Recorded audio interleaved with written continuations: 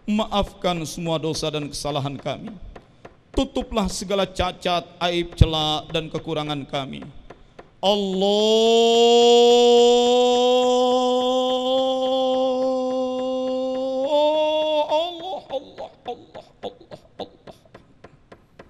Ya Allah, cahayailah kolbu kami dengan cahaya iman. Genggamlah kolbu kami dengan kekuatan rahmat-Mu, agar tidak ada lagi ragu sedikit pun. Allah, Allah, Allah, Allah, Allah, Allah, Allah, Allah, Allah, Allah. Jangan coba-coba ingat yang lain. Ingat Allah saja. Ingat Allah saja. Ingat Allah saja. Mohon ampun, berserah. Bukan Allah yang jauh, kitanya yang berpaling. Hidup jadi susah bukan karena tidak diurus Allah, kitanya berpaling. Kita mengejar, sibuk mencari yang lain. Sekarang kembalikan Allah, Allah, Allah, Allah, Allah, Allah, Allah, Allah, Allah, Allah, Allah, Allah, Allah, Allah, Allah, Allah. Jangan ditunda, jangan ditunda. Entah kapan kita menghadap Allah, mati dapat terjadi setiap saat. Allah, Allah, Allah, Allah, Allah, Allah, Allah, Allah.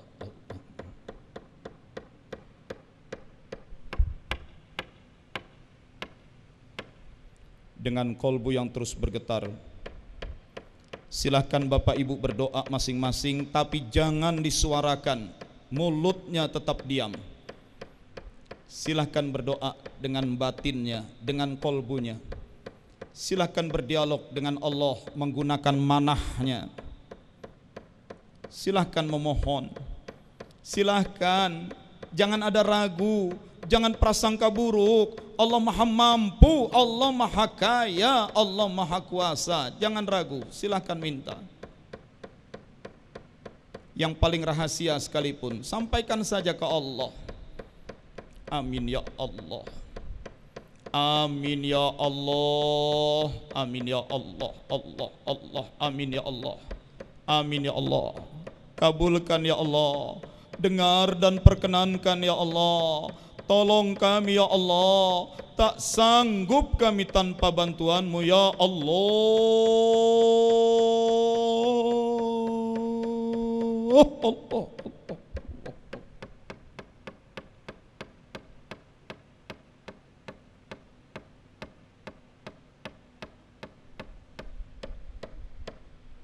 Al-Fatihah.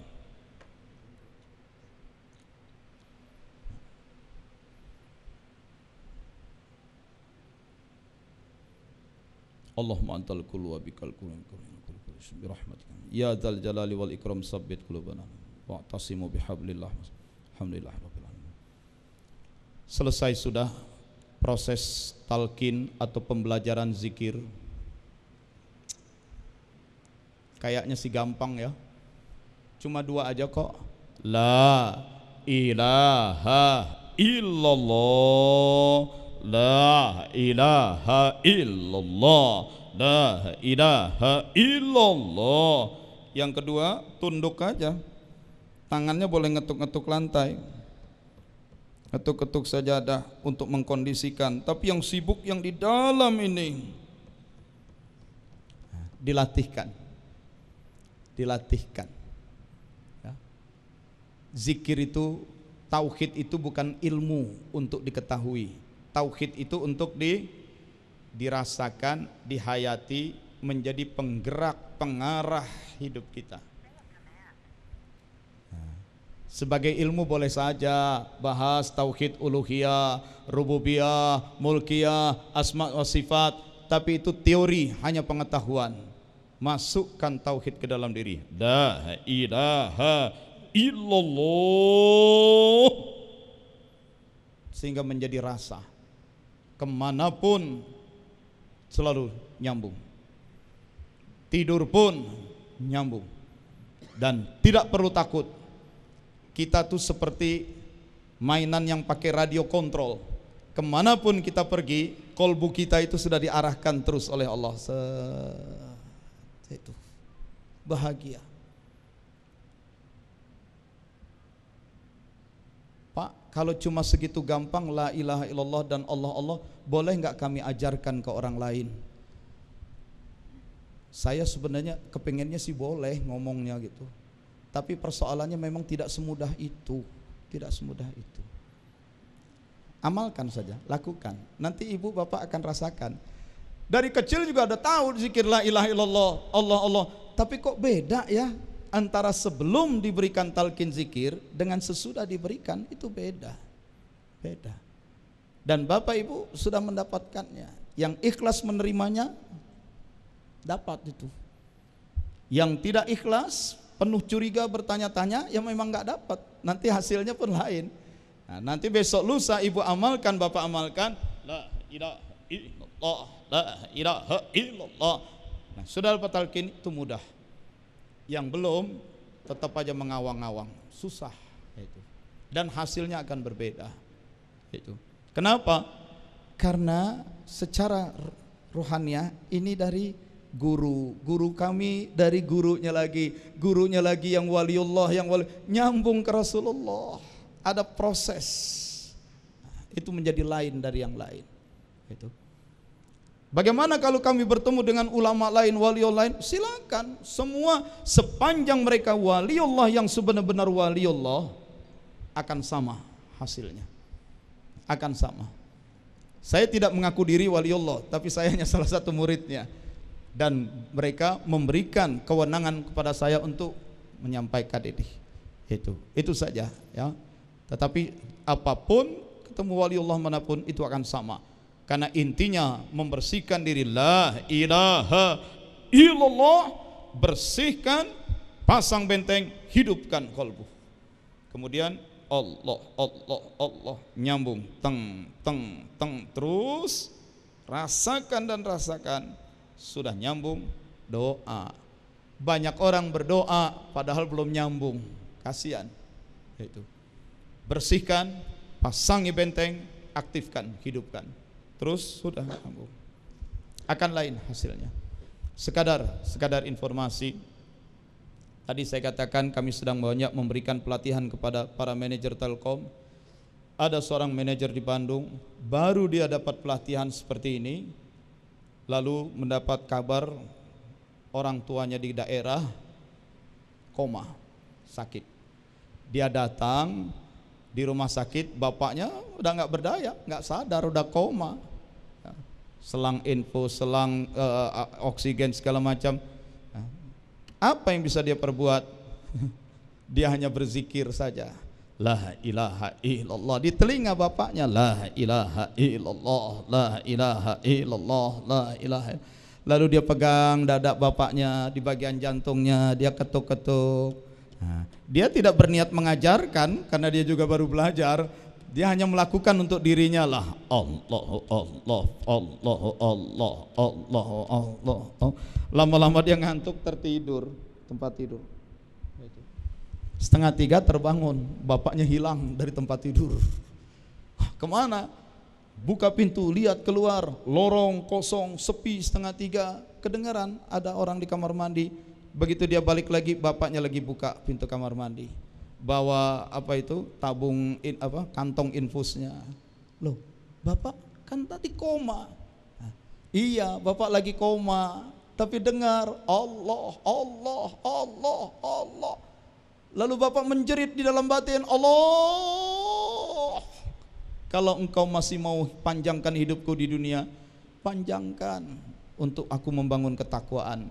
Kalaupun memang sudah saatnya aku ikhlas, rupanya Allah masih beri kesempatan. Yang koma terbangun. Dia bangun, anaknya tertidur. Ya, bapak mau wudhu, bapak mau sholat. Subhanallah. Itu subhanallah. Itu. Kemudian ada lagi, ini kasus yang sama, kami videokan.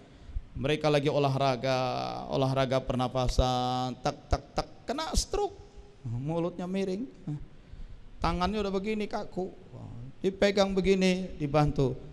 Pak, ingat Allah Pak. Susah ngomong, La ilaha illallah Pak, la ilaha illallah, la ilaha illallah. Jebol semua. Tangan yang sudah kaku, mulut miring, lemas semua. Tapi karena itu memang stroke dan ada dokter, ini stroke ini. Bawa ke rumah sakit, langsung bawa ke rumah sakit malam itu juga. Diperiksa, nggak apa-apa. Ya tadi memang stroke, tapi diperiksa nggak apa-apa. Besoknya dilarikan lagi ke kota besar, MRI, periksa semua, kelihatan memang sempat terjadi stroke tapi sudah clear, sudah bersih, ada bekasnya. Allah Maha Kuasa. Ada juga yang lagi sakit, koma, la ilaha illallah, la ilaha illallah, tak, ya mati malah. Nggak ada jaminan dengan la ilaha illallah koma terus bangkit. Karena mau bangkit atau mau terus lewat, yang penting Allah ridho. Mau lama-lama di muka bumi juga BBM naik terus. Nah, itu ya. Jadi yang penting diterima oleh Allah. Inilah hadiah yang sangat besar untuk malam Lailatul Qadar, malam ke-27. Amalkan saja. Dua itu saja. La ilaha illallah, la ilaha illallah, la ilaha illallah, la ilaha illallah, la ilaha illallah. Kemudian yang kedua, rasakan berapa lama terserah. Demikian saya cukupkan sampai di sini, dan mohon maaf tidak ada tanya jawab dulu karena jam 1 saya sudah ditunggu di masjid dekat rumahnya Pak Adi Aksadaul, mantan Menpora. Mereka kumpulkan para sarjana-sarjana, dan malam ini ada Imam Masjidil Aqsa datang untuk memimpin tahajud, tapi sebelumnya pun minta dilatihkan zikir seperti ini. Karena beliau sudah rasakan persis. Dulu sering zikir, tapi begitu dilatihkan dengan talqin zikir ini, dia bilang lain rasanya. Kalau belum ditalqin itu memang tidak bisa. Itu lain. Assalamualaikum warahmatullahi wabarakatuh.